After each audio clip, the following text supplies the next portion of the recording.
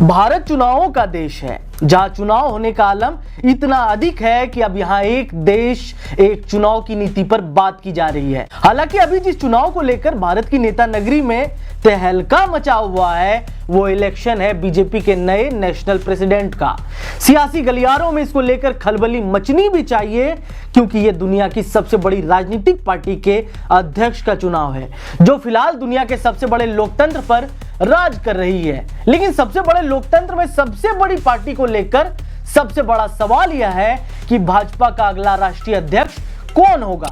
नमस्कार दोस्तों, आप इनसाइड देख रहे हैं, मैं हूं आपके साथ प्रेम कश्यप।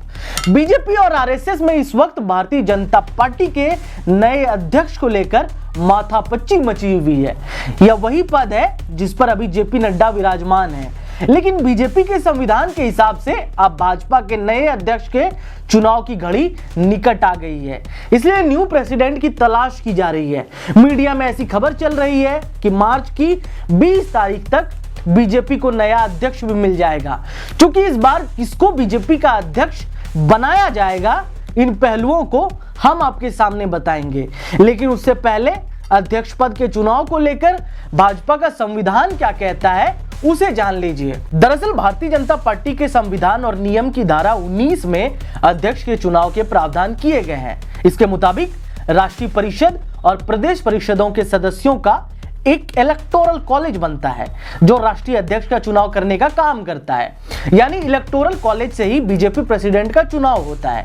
यह चुनाव पार्टी के राष्ट्रीय कार्यकारिणी के तहत बनाए गए नियमों के तहत होता है, जिसके लिए नॉमिनेशन फॉर्म भरना होता है।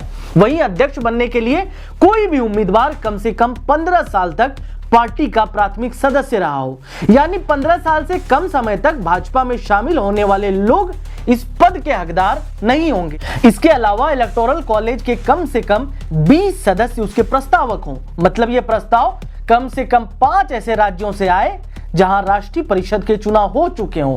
तो यह भाजपा के संविधान में लिखी उसके अध्यक्ष पद से जुड़े कुछ नियम है, जिसके जरिए नेशनल प्रेसिडेंट का चुनाव होता है। अब इसी चुनाव के जरिए मेन मुद्दे पर आते हैं। मुद्दा यह है कि भाजपा का नया राष्ट्रीय अध्यक्ष कौन होगा। असल में सियासत को समझने वाले इसको लेकर ऐसा कह रहे हैं कि इस बार बीजेपी दक्षिण भारत के किसी बड़े भाजपा चेहरे को अध्यक्ष बना सकती है, ताकि साउथ की सियासत में मुरझा रही कमल को खिलाया जा सके। लेकिन इन सबसे इतर कुछ नाम ऐसे भी हैं जिन्हें भाजपा के सबसे बड़े वफादारों के साथ आरएसएस के वफादारों में भी गिना जाता है। इन नामों में पहला नाम है शिवराज सिंह चौहान, जो 6 बार लोकसभा चुनाव जीत चुके हैं और 4 बार मध्य प्रदेश के मुख्यमंत्री भी रहे हैं।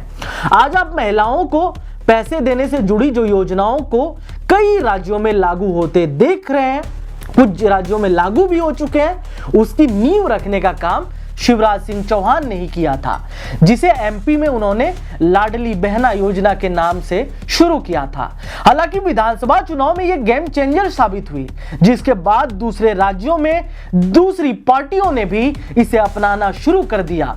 राजनीति में मामा कहे जाने वाले चौहान को लेकर ऐसा कहा जा रहा है कि यदि बीजेपी अध्यक्ष के चुनाव में आरएसएस की चली तो शिवराज सिंह चौहान बीजेपी प्रेसिडेंट बन सकते हैं, क्योंकि शिवराज 13 साल की उम्र में ही आरएसएस से जुड़ गए थे। वह इमरजेंसी के दौरान जेल जाने वाले नेताओं में शामिल हैं जो ओबीसी कैटेगरी से आते हैं। केंद्रीय मंत्री शिवराज 2005 में मध्य प्रदेश बीजेपी के अध्यक्ष का पद भी संभाल चुके हैं। इसके अलावा सबसे बड़ी बात यह है कि मोदी और शाह के फेवरेट भी माने जाते हैं। इसका प्रमाण हमें एमपी विधानसभा चुनाव के नतीजे के बाद देखने को मिला, जिन्होंने जनता की चाहत को किनारा करते हुए मोदी शाह की बात मानी और मुख्यमंत्री की कुर्सी पर बैठने से इनकार कर दिया।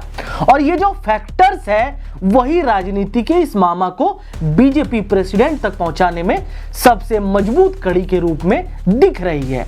ऐसा नहीं है कि इस लिस्ट में केवल शिवराज सिंह का नाम है, बल्कि इन सूची में धर्मेंद्र प्रधान, मनोहर लाल खट्टर, बीएल संतोष, सुनील बंसल और जी किशन रेड्डी का नाम भी प्रमुखता से लिया जा रहा है। इनमें से अधिकतर लोग केंद्रीय मंत्री रह चुके हैं, कुछ केंद्रीय मंत्री हैं और कुछ लोग बीजेपी के संगठन में काम कर रहे हैं, जितनों की नाम मैंने लिए आपके सामने।